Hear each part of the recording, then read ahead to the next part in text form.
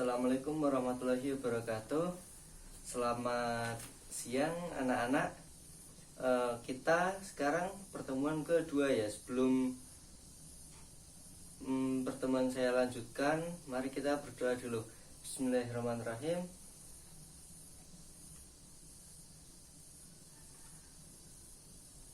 Amin. Apakah masuk semua? Saya absen dulu, mulai dari Ahmad Sirajud Dahlan hadir, Dedi Gatot Aryadi, Ilham Maulana, Suro Baharudin, Husna. Ya, hadir semuanya ya. Minggu kemarin untuk pertemuan pertama kita sudah membahas tentang perkenalan.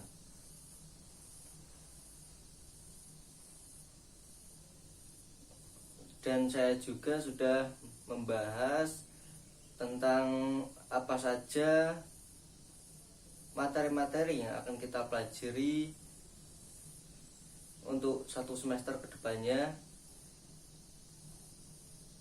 Dan untuk materi kali ini kita akan bahas tentang usul fikih. Sebelumnya, coba anak-anak perhatikan dulu gambar yang ada di buku paket halaman 4. Coba anak-anak perhatikan, kemudian bisa dikaji ya kesimpulan dari gambar-gambar tersebut.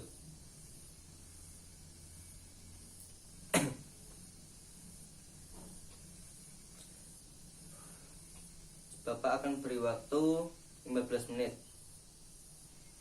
Ya, sudah 15 menit. Ada yang mau menyampaikan pendapatnya? Ya, Mas Ilham boleh.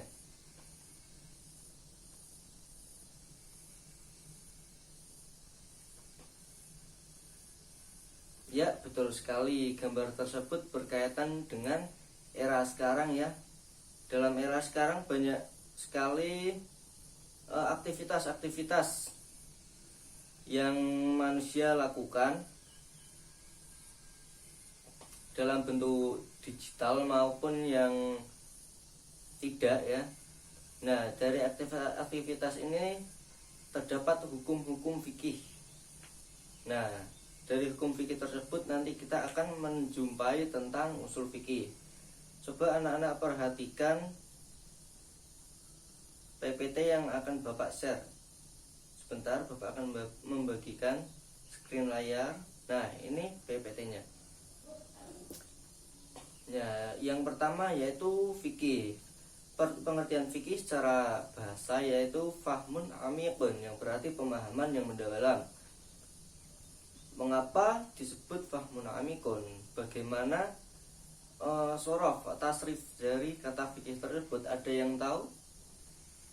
Tidak ada. Paling tidak ada. Fikih itu berasal dari wazan fa'ala, yaitu faqoha yafkihu fikhan. Kalau diteruskan wa mafqohan bahwa faqihun wa ifkih la tafkih mafkihan mafihun mifqohun. Itu artinya pemahaman yang mendalam. Nah, secara istilah fikih adalah ilmu tentang hukum syara amaliyah terkait segala perbuatan manusia yang diperoleh dari dalil-dalil yang terperinci. Nah, dari kita mempelajari fikih, anak-anak sudah tahu semua ya tentang fikih.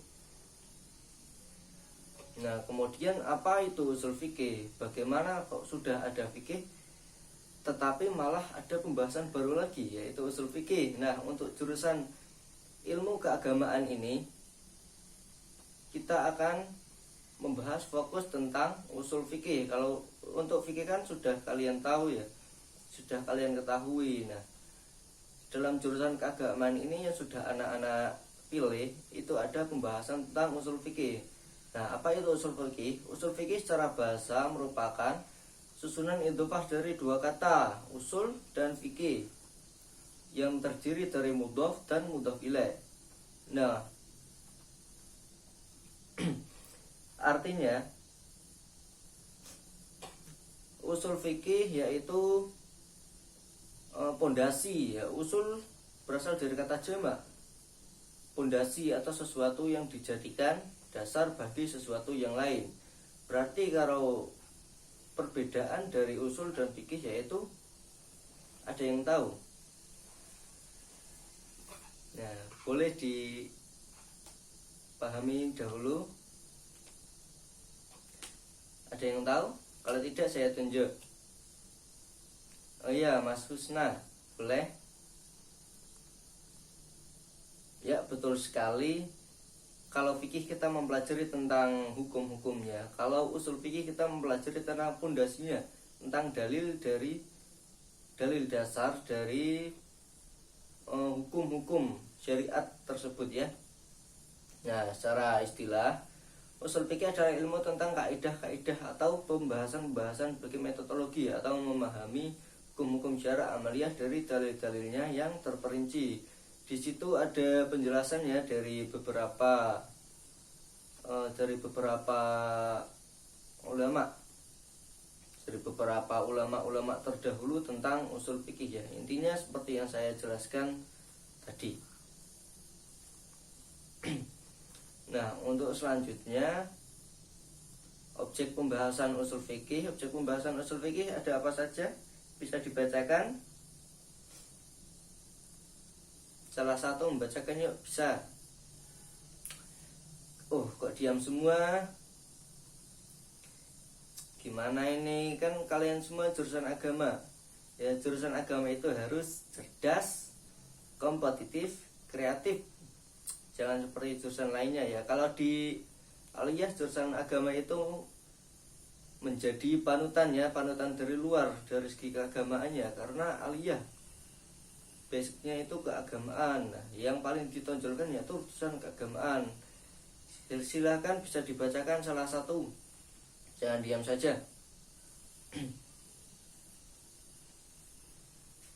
Ya, yang pertama yaitu pembahasan objek usul fikih tentang dalil. Yang kedua tentang hukum. Yang keempat tentang akidah. Yang ketiga tentang akidah, yang keempat tentang pembahasan ijtihad. Nah, dalam usul fikih ini bisa dipelajari ya. Pembahasan dalil nanti kita akan membahas tentang dalil-dalil syara, dalil yang istidlali maupun yang istinbati.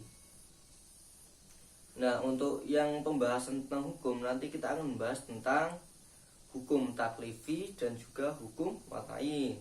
Untuk kaidah nanti kita akan membahas tentang kaidah-kaidah secara kebahasaan maupun kaidah-kaidah yang terkait dengan tujuan umum penetapan hukum Al-Qur'an. Tentang pembahasan ijtihad nanti kita akan membahas tentang mencakup tentang beberapa macam-macam ijtihad, dari syarat menjadi mujtahid dan yang lainnya.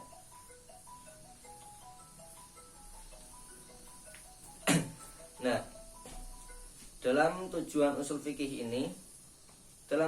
mempelajari usul fikih ini, kita bisa mengetahui tujuan-tujuan dari pembahasan usul fikih ya. Bisa dibacakan salah satu. Karena tadi diam saja, sekarang saya tunjuk ya. Mas Dedi Gatot, monggo.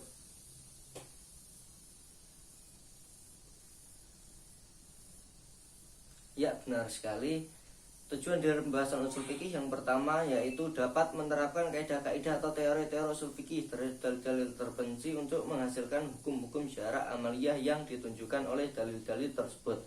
Yang kedua juga dapat menerapkan kaidah-kaidah pada selain nas syara seperti qiyas, istihsan, maslahah mursalah, istishab dan dalil lainnya untuk menghasilkan hukum-hukum yang tidak ada dalil nasnya dalam Al-Quran maupun hadis. Dan tadi disebutkan hukum syarak seperti qiyas, istihsan, masalah mursalah, istishab. Nah, itu semua apa? Nah, kita akan bahas pada pertemuan yang berikutnya. Untuk sekarang karena pertemuan pertama kita akan bahas khusus tentang dasar dari usul fikih dulu ya. Cabang-cabangnya nanti.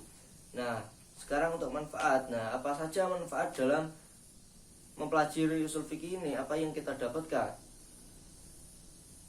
Yang pertama manfaat kesejahteraan, yang kedua manfaat ilmiah dan amaliyah, yang ketiga manfaat dalam ijtihad, yang keempat dalam perbandingan hukum, yang kelima manfaat dalam keagamaan.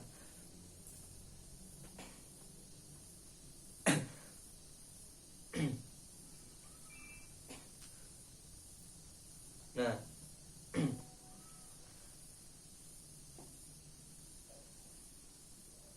sudah paham anak-anak semuanya?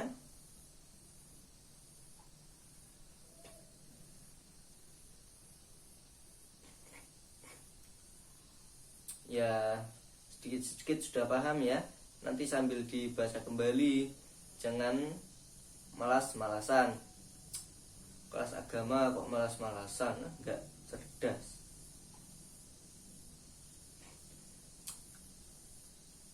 Bapak akan beri pertanyaan. Bapak beri tugas ya. Karena jamnya sudah mepet, langsung saja akan Bapak beri tugas. Nanti untuk yang pertemuan ini, karena teman-teman ya sudah sedikit-sedikit paham ya, nanti bisa kalau nggak paham bisa dibaca kembali. Bapak sudah menerangkan. Intinani PPT-nya juga Bapak akan share saja di grup kelas.